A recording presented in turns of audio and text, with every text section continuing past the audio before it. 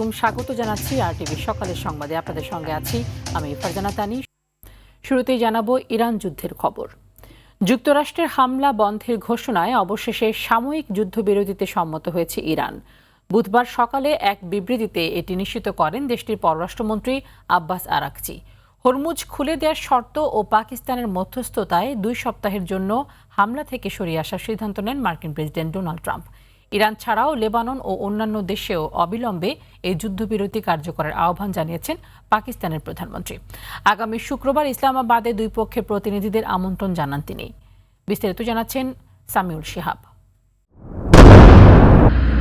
দীর্ঘ ৩৯ দিনের রক্তক্ষয়ী যুদ্ধের পর অবশেষে সাময়িক যুদ্ধবিরতিতে পৌঁছালো ইরান ও যুক্তরাষ্ট্র। বুধবার সকাল 7টায় নিজের দেওয়া আলটিমেটাম শেষ হওয়ার ঘণ্টাখানেক আগে হামলা থেকে সরে আসার ঘোষণা দেন মার্কিন প্রেসিডেন্ট ডোনাল্ড ট্রাম্প। এরপরই ইরানের পররাষ্ট্রমন্ত্রী আব্বাস আরাকচি আনুষ্ঠানিকভাবে ঘোষণা দেন বর্তমানে চলমান যুদ্ধবিরতির সিদ্ধান্তটি মেনে নিয়েছে তেহরান। তিনি আরও জানান, আগামী 2 সপ্তাহ হরমুজ প্রণালী দিয়ে জাহাজ বা যান চলাচল নিরাপদ থাকবে। এই নিরাপত্তা নিশ্চিত করতে ইরানের মূল সেনাবাহিনী ও সশস্ত্র বাহিনী একযোগে কাজ করবে। পাকিস্তান সরকারের মধ্যস্থতায় এই ঐতিহাসিক যুদ্ধবিরতি ঘোষিত হয়েছে। তার পরিধি কেবল 2 দেশের সীমান্তেই সীমাবদ্ধ নয়। পাকিস্তানের প্রধানমন্ত্রী শাহবাজ শরীফ নিশ্চিত করেছেন এই চুক্তি লেবানন সহ মধ্যপ্রাচ্যের অন্যান্য উত্তপ্ত অঞ্চলেও কার্যকর হবে এবং এটি অবিলম্বে কার্যকরের নির্দেশ দেওয়া হয়েছে। শাহবাজ শরীফ ইরান ও যুক্তরাষ্ট্রের প্রতিনিধি দলকে আনুষ্ঠানিকভাবে আগামী শুক্রবার ইসলামাবাদে আমন্ত্রণ জানিয়েছেন। সেখানে সব বিরোধের একটি চূড়ান্ত এবং মীমাংসিত চুক্তিতে পৌঁছানোর জন্য আলোচনা শুরু হবে। যুক্তরাষ্ট্র ইরান যুদ্ধবিরতিকে স্বাগত জানিয়েছে ইরাক, মিশর সহ কয়েকটি দেশ। তবে যুদ্ধবিরতির বিষয়ে ইসরায়েলের পক্ষ থেকে এখনও কোনো সাড়া পাওয়া যায়নি। ট্রাম্পের যুদ্ধবিরতি ঘোষণার আগেও দক্ষিণ লেবাননের উপকূলীয় শহর সিদনে ইসরায়েলি বিমান হামলায় অন্তত 8 জন নিহত হয়েছে। তবে ইরান ও যুক্তরাষ্ট্রের মধ্যে যুদ্ধবিরতির ঘোষণার পর বিশ্ববাজারে তেলের দাম কমেছে, উঠতে শুরু করেছে শেয়ারের দাম। 2 সপ্তাহের যুদ্ধবিরতির ঘোষণায় তেহরানে উদযাপন করেছে সাধারণ নাগরিকরা। সামিউল শিহাব, RTV। দেশের চাহিদার অন্তত 35% পেট্রোল উৎপাদিত হচ্ছে নিজস্ব গ্যাস ফিল্ড থেকেই।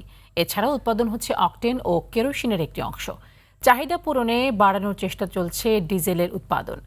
সংকট মোকাবেলায় আতঙ্কিত না হয়ে তাই সবাইকে সচেতন হওয়ার পরামর্শ সংশ্লিষ্টদের।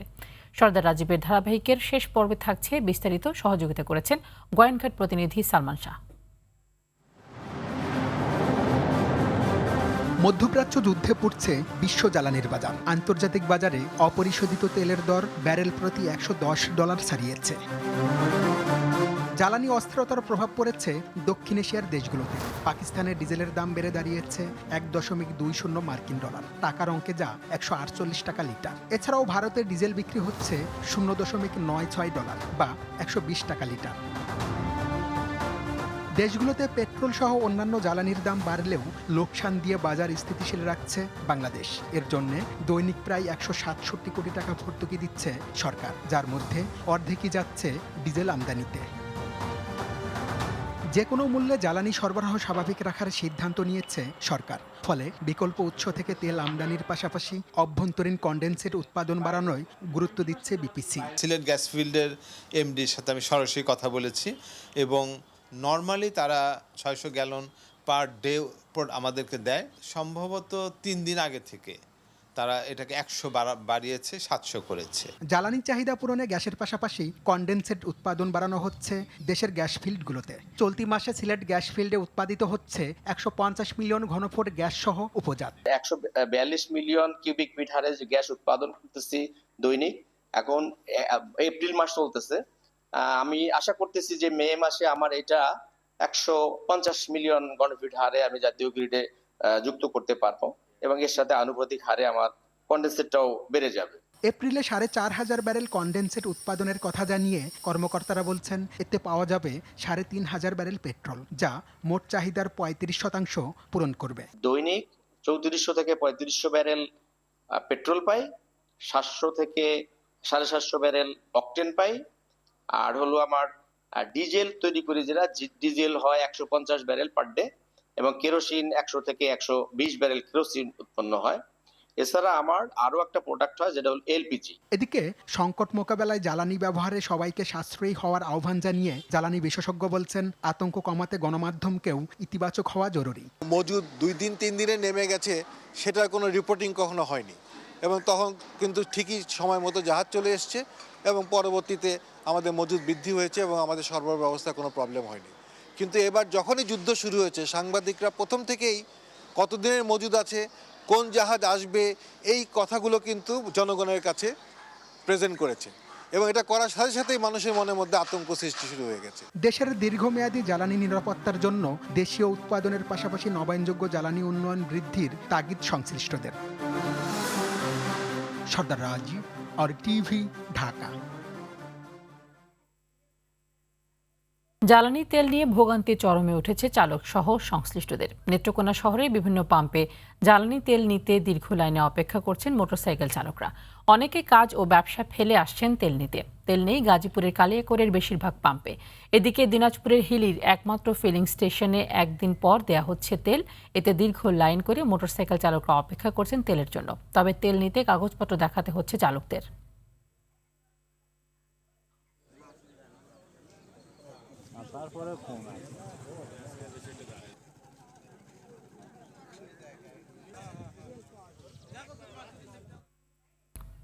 জ্বালানির সংকটের বিষয়ে জানাতে খুলনা থেকে সরাসরি যুক্ত হচ্ছেন সহকর্মী এস.এম. মনিরুজ্জামান। মনির, খুলনায় জ্বালানি তেলের সরবরাহ কেমন এবং ক্রেতারা সংকটের কথা কিছু বলছেন কিনা বিস্তারিত জানাবেন।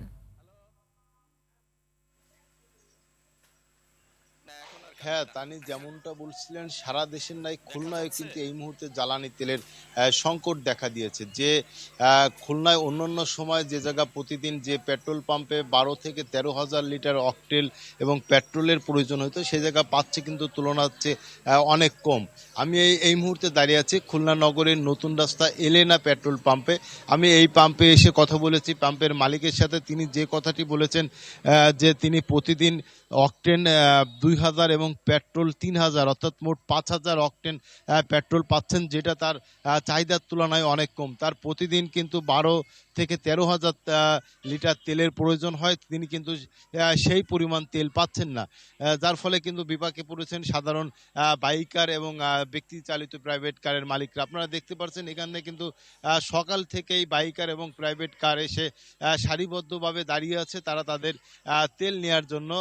আমি কথা বলেছিলাম কয়েকজন বাইকারের সাথে, তারা বলেছেন যে তারা অফিস করার জন্য কিন্তু বাইকে যান এবং তেল সংকটে থাকার কারণে কিন্তু তারা যথাসময়ে অফিসে যেতে পারছেন না বলে তারা জানিয়েছেন। সেই সঙ্গে তারা আরও একটি কথা বলেছেন যে তাদের প্রতিদিন যে 300 টাকার তেল দেওয়া হচ্ছে, সেই 300 টাকায় কিন্তু তাদের দৈনিক যে পথ অতিক্রম করতে হয় সেটাও তাদের পক্ষে অনেকটা সম্ভব হচ্ছে না বলে অনেকে জানিয়েছেন। তবে কর্তৃপক্ষ যে কথাটি বলছেন যে তাদের চাহিদা থাকলেও ডিপো থেকে তেল কম দেওয়ার কারণে তারা কিন্তু এই বিপাকে পড়েছেন। তারা তেল ডিপোতে পেট্রোল পাম্পে আসার অল্প সময়ের মধ্যেই কিন্তু তারা তেল বিক্রি হয়ে যাচ্ছে, যার ফলে কিন্তু তারা সারাদিনই বসে রয়েছেন। তবে আমি কথা বলেছিলাম কয়েকজন পেট্রোল পাম্প এবং এজেন্সি মালিকদের সাথে, তারা যে কথাটি বলেছেন তারা কিন্তু ডিপোর প্রতি অনেকটা রাগান্বিতভাবে বলেছেন যে ডিপো কর্তৃপক্ষ সকলকে সমানভাবে তেল বন্টন করছে না। তারা বলছেন যে তাদের সাথে যাদের সুসম্পর্ক রয়েছে সেই সকল ডিপোকে এবং এজেন্সিতে তেল বেশি দিচ্ছে এবং যাদের সাথে ভালো সম্পর্ক নেই তাদেরকে কিন্তু কম তেল দিচ্ছে বলে তারা জানিয়েছেন। সব মিলিয়ে খুলনার যে সকল ক্রেতা বিক্রেতা রয়েছে সকলের মধ্যে কিন্তু এই মুহূর্তে তেল নিয়ে একটা ক্ষোভের সৃষ্টি হয়েছে। তাই সকলেই চান এর একটি সুষ্ঠু সমাধান। তানি, এই ছিল খুলনা থেকে তেল সংকটের সর্বশেষ তথ্য। তানি, ধন্যবাদ আপনাকে। এদিকে টাঙ্গাইলে জ্বালানির সংকটে ব্যাহত হচ্ছে বিদ্যুৎ উৎপাদন। চাহিদার তুলনায় সরবরাহ কম থাকায় জেলা জুড়ে শুরু হয়েছে লোডশেডিং। প্রভাব পড়ছে কৃষি, শিল্প সহ বিভিন্ন খাতে। কর্তৃপক্ষ বলছে জ্বালানি তেলের সংকটের পাশাপাশি আর্থিক চাপও উৎপাদন কমার অন্যতম কারণ। টাঙ্গাইল থেকে কামাল হোসেনের পাঠানো প্রতিবেদন জানাচ্ছেন লিওন আজাদ। 2020 সালে টাঙ্গাইলের আউলটি এলাকায় বাণিজ্যিকভাবে চালু হয় টাঙ্গাইল পল্লী পাওয়ার জেনারেশন বিদ্যুৎ উৎপাদন কেন্দ্র। 59 জন কর্মকর্তা কর্মচারী দিয়ে শুরু হওয়া প্লান্টটির 4টি ইঞ্জিনে নিয়মিত 22 মেগাওয়াট বিদ্যুৎ উৎপাদন করে আসছিল, যা যোগ হতো জাতীয় গ্রিডে। প্রতিদিন প্রয়োজন হয় 1,30,000 লিটার ফার্নেস অয়েল। কিন্তু মধ্যপ্রাচ্যের যুদ্ধের প্রভাবে সাম্প্রতিক সময়ে দেশে জ্বালানি সংকট দেখা দেয়ায় প্লান্টটির 4টি ইঞ্জিনের মধ্যে 2টি বন্ধ রাখা হয়েছে। ফলে 22 মেগাওয়াটের জায়গায় চালু থাকা 2টি ইঞ্জিনের মাধ্যমে বিদ্যুৎ উৎপাদন হচ্ছে মাত্র 6.7 মেগাওয়াট। এদিকে চাহিদার তুলনায় সরবরাহ কম থাকায় জেলা জুড়ে শুরু হয়েছে লোডশেডিং। হাসপাতাল সহ বিভিন্ন গুরুত্বপূর্ণ স্থানে জেনারেটর চালু রাখা হলেও মিলছে না ডিজেল। জেনারেটর চালাইতে হয়, ওই সময় তো আমাদের ওই ফুয়েল লাগে, ওটা না পাইলে তোমরা সামনে অনেক সমস্যা হবে। অতি দ্রুত যাতে ফুয়েলের ব্যবস্থা করে, কারণ আমাদের এটা সেবামূলক প্রতিষ্ঠান। এই প্রতিষ্ঠানে বিভিন্ন সময়ে রুগী ভর্তি থাকে এবং অপারেশন হয়, তাদের অতীব জরুরি হিসাবে এটা দেখতে হবে। যখন গরম শুরু হবে তখন তো আরও বেশি যাবে। দেখা গেছে যে ঘন্টায় যদি 2বার 3বার করে যায় তখন তো আমাদের প্রবলেমটা আরও বেশি হবে। দেখা যাবে যে অনেক যেগুলো ছোট কোম্পানিগুলো যেগুলো আছে এগুলো অনেকগুলা মানে আর কি বন্ধই হয়ে যাবে। সময় মতো তেল সরবরাহ না পাওয়ায় পূর্ণ সক্ষমতায় উৎপাদন সম্ভব হচ্ছে না বলে জানিয়েছে কর্তৃপক্ষ। সরকারের কাছে টাকা নেই, সরকার কোথেকে তেল আনবে? প্রত্যেকটা জায়গায় যেমন সামিট 60,000 কোটি টাকা পাবে, ইউনাইটেড 25,000 কোটি টাকা পাবে। ছোট্ট কোম্পানি আমাদের 1200 কোটি টাকা ছাড়া গেছে, আমাদের বিল দিতে পারে না, 6 মাস 7 মাস বিল বাকি থাকে। বিদ্যুৎ উৎপাদন বন্ধ থাকলে কৃষি শিল্প সহ বিভিন্ন খাতে উৎপাদন কমে যাবে, বেড়ে যাবে সকল জিনিসপত্রের দাম, বিপর্যয় নেমে আসতে পারে জনজীবনে। এটার সরাসরি প্রভাব তো আছে, ইনডিরেক্ট প্রভাবও আছে। তো কৃষি খাতে, শিল্প খাতে তারা যদি সরাসরি বিদ্যুতের সরবরাহটা কম পায়, যে পরিমাণ তাদের উৎপাদন হওয়ার কথা সেই পরিমাণ উৎপাদন কিন্তু তারা করতে পারবেন না। সে পণ্যের দামও কিন্তু বাড়ার সম্ভাবনা আছে। শপিং মল, দোকানপাটে যে বিদ্যুতের সরবরাহ না থাকলে স্বাভাবিকভাবে গ্রাহক কম হবে। জ্বালানি সংকট আর আর্থিক সীমাবদ্ধতার বেড়াজালে থমকে আছে টাঙ্গাইলের বিদ্যুৎ কেন্দ্র।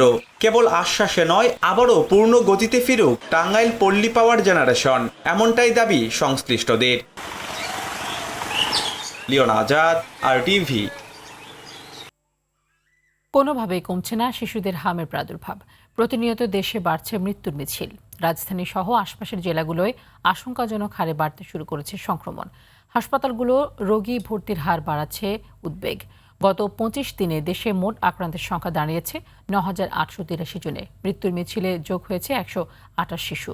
জ্বরসহ এই রোগের কোনো লক্ষণ দেখা দিলেই চিকিৎসকের শরণাপন্ন হবার পরামর্শ দিয়েছেন ডাক্তাররা।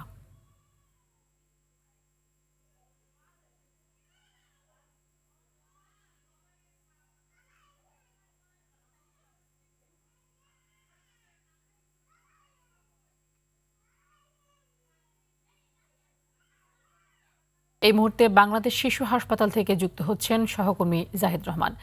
জাহিদ, হামে আক্রান্ত যে শিশুরা চিকিৎসা নিতে আসছে তারা যথাযথ চিকিৎসা সেবা পাচ্ছে কিনা, এবং একটু জানাবেন যে সবশেষ পাওয়া তথ্য অনুযায়ী কতজন শিশু এ পর্যন্ত হামে মৃত্যুবরণ করেছে?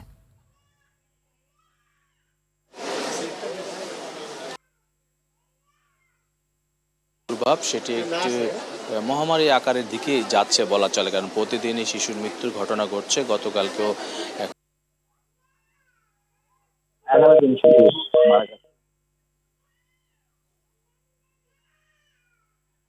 মারা গেছে। এবং আপনি জানেন যে শিশুদের রোগহাম চিকিৎসার জন্য এখানে আসেন, এবং চিকিৎসার জন্য এখানে যারা আসেন ইতিমধ্যেই হাসপাতাল থেকে গত 24 ঘন্টায় 17 জন ভর্তি হয়েছেন। এখানে হামের লক্ষণ নিয়ে চিকিৎসা চলছে, এবং এখন পর্যন্ত এই হাসপাতাল থেকে 70 জন রোগী ভর্তি হয়েছেন, এখানে চিকিৎসা নিচ্ছেন। এবং আমরা দেখেছি যে হামের চিকিৎসার জন্য যে চিকিৎসকরা আছেন তারা যথাযথভাবে সেবা দিচ্ছেন, এবং বিশেষ করে রোগী যারা আসছেন তাদেরকে বলা হচ্ছে যে বিশেষ করে যারা বাচ্চা শিশুদের নজর দেওয়ার জন্য পরিবারের পক্ষ থেকে জ্বর বা ঠান্ডা জনিত কোনো রোগ হলে বা হামের যদি র্যাশ দ্বিতীয় শরীরে সেটি দেখার সঙ্গে সঙ্গে চিকিৎসকের পরামর্শ নেওয়ার জন্য, এবং তরল জাতীয় যে খাবার রয়েছে সেটি যেন শিশুদের নিয়মিতভাবে বেশি বেশি করে খাওয়ানো হয়।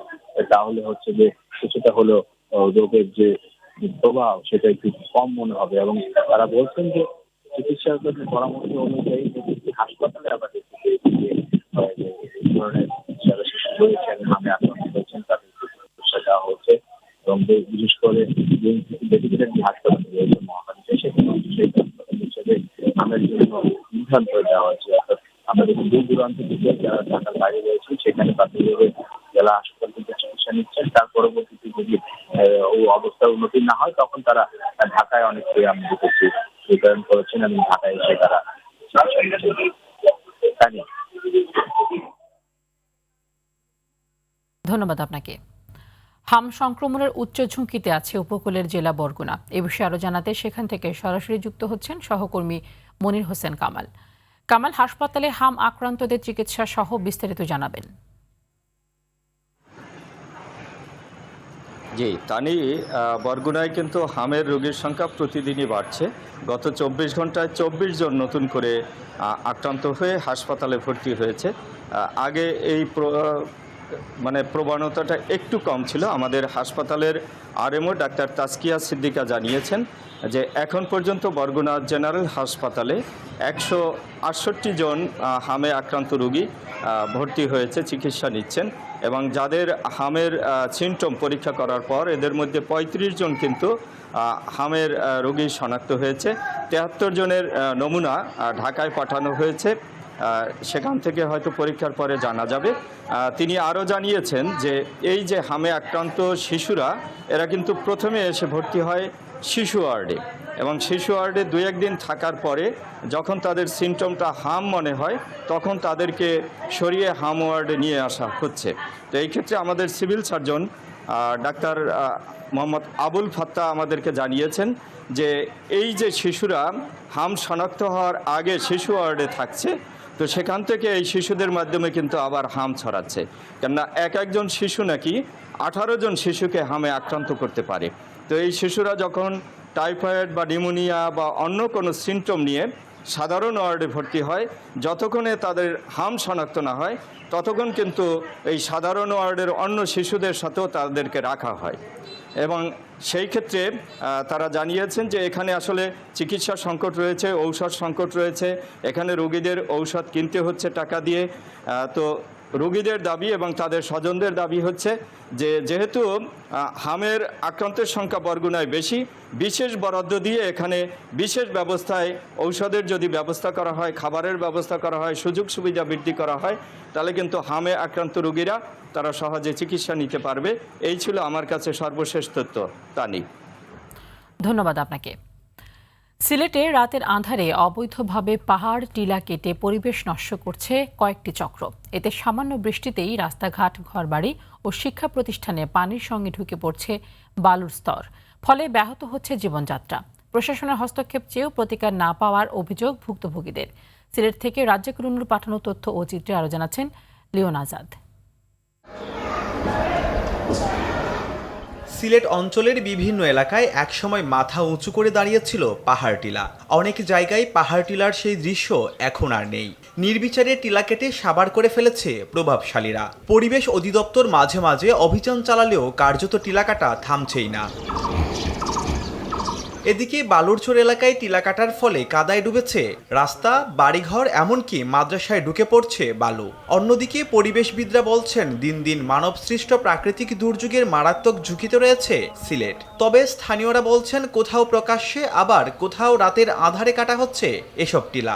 মানুষ বিভিন্ন জায়গা থেকে আয়, বিভিন্ন জনে টিলা কাটে, আর বড় বড় তো আরো কতজনে আছে টিল্লা লইছেন, টিল্লা রাতকে খাটাইয়া বুঝছেন আমরা চলাফেরা খুবই কষ্ট হয়ে যায়। আমি গণ্যমান্য কিছু মানুষে জানাইছিলাম আমার বাচ্চা মাদ্রাসা তাইতে যাইতে অসুবিধা হয়, আপনারা যদি দয়া করিয়া রাস্তা কইরা দেন, তো রাস্তা হইলে আমরা যারা বসতি আছি তারার লাগে উপকার হইল। আমাদের ঘরের ভিতরে, মাদ্রাসার প্রতিষ্ঠানের ভিতরে পর্যন্ত মাটি এবং পানি এসে ঢুকে। প্রভাবশালী ও রাজনৈতিক চক্রের আশ্রয়ে প্রশ্রয়ে পাহাড় টিলা কাটা হয় বলে জানান এ পরিবেশবিদ।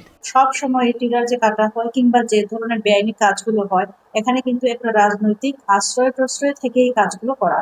লোকবল সংকটে ঠিকমতো নজরদারি করা যাচ্ছে না বলে জানান এ পরিচালক। সরকারের কাছে লোকবল বৃদ্ধির প্রস্তাবনা দেওয়া আছে, সরকারের সক্রিয় বিবেচনাধীন আছে। লোকবল বাড়ানো হলে এই কার্যক্রমগুলো আমরা আরো ঘনিষ্ঠভাবে, নিবিড়ভাবে তদারকি করতে পারব। প্রশাসনের নির্লিপ্ততার সুযোগে সবচেয়ে বেশি পাহাড় কাটা হয়। এই অবস্থা চলতে থাকলে অচিরেই পাহাড় টিলা শূন্য হয়ে পড়বে এই জনপদ। পাশাপাশি ঐতিহ্য ও সৌন্দর্য হারাবে সিলেট। Leon Azad, RTV। পহেলা বৈশাখকে সামনে রেখে ব্যস্ত সময় পার করছেন চট্টগ্রামের মিরসরাইয়ের মৃৎশিল্পীরা। মাটির তৈরি নানা ধরনের পণ্য প্রস্তুত করতে দিনরাত পরিশ্রম করছেন তারা। তবে কাঁচামালের দাম বৃদ্ধি এবং আধুনিক পণ্যের সঙ্গে প্রতিযোগিতার কারণে আগের মতো লাভ হচ্ছে না বলে জানান সংশ্লিষ্টরা। মিরসরাইয়ের প্রতিনিধি শিহাবুদ্দিন সিদ্দিকের পাঠানো তথ্য ও চিত্রে আরও জানাচ্ছেন আবরার মাহি। চট্টগ্রামের মিরসরাইয়ের করেরহাট ইউনিয়নের ছত্তরুয়া গ্রামে ভোরের আলো ফুটতেই শুরু হয় মৃৎশিল্পীদের ব্যস্ততা। মাটির হাঁড়ি পাতিল, কলস, শোপিস, খেলনা, বাঁশি, ঘটি, ফুলদানি, পাখি ও বিভিন্ন নকশার মাটির সামগ্রী তৈরি করছেন কারিগররা। স্থানীয় মৃৎশিল্পীরা জানান, প্রতি বছর বৈশাখী মেলা উপলক্ষে তাদের তৈরি মাটির পণ্যের বিক্রি বাড়ে, তাই পরিবার পরিজন নিয়ে সবাই মিলে কাজ করেন। তবে কাঁচামালের দাম বৃদ্ধি এবং আধুনিক পণ্যের সঙ্গে প্রতিযোগিতার কারণে আগের মতো লাভ হচ্ছে না। জমিনালারা বিনা পয়সা মাটি দিত, তো জিনিস একটা ব্যস্ত হাস, এখন জিনিস মাটিগুলো কিনে লইতে হয়, তাই কিনে লইতে হলে তাহলে জিনিসগুলো আমি হিসাবে বিক্রি করতে হবে। ব্যস্ত আছে সবাই, ধানের কলসি বানায়, পুতুল বানায়, গোড়া বানায়, গরু বানায়, বিড়াল বানায়। আগে তো ভালো ছিল, এখন বিভিন্ন প্লাস্টিকের বিভিন্ন কালারের মাল বার এবং আন্ডাগুলোর চাহিদা কমে গেছে। প্লাস্টিক বাইরে গেছে গই, এই কারণে তো আমরা দাম হয় না। মাটির সংকট সহ বিরাজমান সমস্যাসমূহ নিরসনের চেষ্টা চলছে বলে জানান এ কর্মকর্তা। আমাদের মৃৎশিল্প যেটা আমাদের লোকজ ঐতিহ্য, সেই ঐতিহ্যকে কোনোভাবে হারিয়ে যেতে দেওয়া যাবে না। ছত্তরুয়া এলাকায় যে মৃৎশিল্প রয়েছে সেটা আমরা প্রয়োজনে পরিদর্শন করব, করে সংশ্লিষ্ট মন্ত্রণালয়ের সাথে কথা বলে বা অধিদপ্তরের সাথে কথা বলে তাদের জন্য কিছু করা যায় কিনা আমরা সেই ব্যবস্থা করার চেষ্টা করব। সরকারিভাবে প্রশিক্ষণ, স্বল্প সুদে ঋণ এবং আধুনিক যন্ত্রপাতির সহায়তা দেওয়া হলে ঐতিহ্যবাহী এই শিল্প আবারও নতুন করে ঘুরে দাঁড়াবে, এমনটাই প্রত্যাশা স্থানীয় সহ সবার। আবরার মাহি, RTV।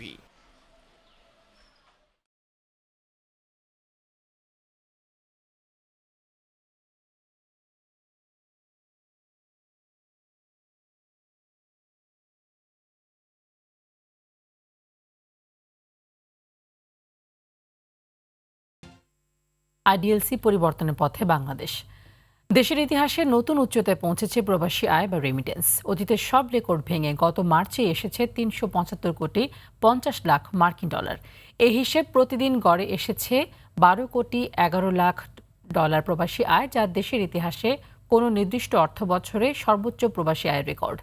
দেশে রেমিটেন্স প্রবাহ বাড়তে থাকায় বৈদেশিক মুদ্রার রিজার্ভও শক্তিশালী অবস্থানে রয়েছে। বাংলাদেশ ব্যাংকের সর্বশেষ তথ্য অনুযায়ী দেশের বর্তমান বৈদেশিক মুদ্রার রিজার্ভ 3,400 কোটি 43 লাখ মার্কিন ডলার দাঁড়িয়েছে।